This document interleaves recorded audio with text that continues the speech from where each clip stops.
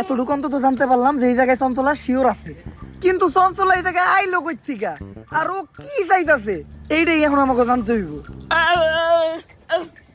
কি কইতাছে ও?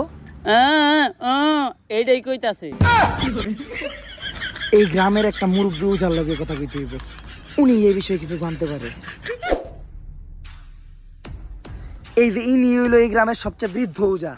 আগে হারে দেখে ডরাইতো ভূতে, এমন অবস্থা হইছে এখন নিজেই বিছনাই হইয়া মুততে। ওজা সাহেব, আপনি কি পাশের জঙ্গলের চঞ্চলার বিষয়ে কিছু জানেন? চঞ্চলার লেগেই তো আজকে আমার এই অবস্থা। চঞ্চলার বিষয়ে আপনি কি কি জানেন, আর কি করলে চঞ্চলার এইখান থেকে তাড়ান যাইবো? আমাকে তাড়াতাড়ি বলেন।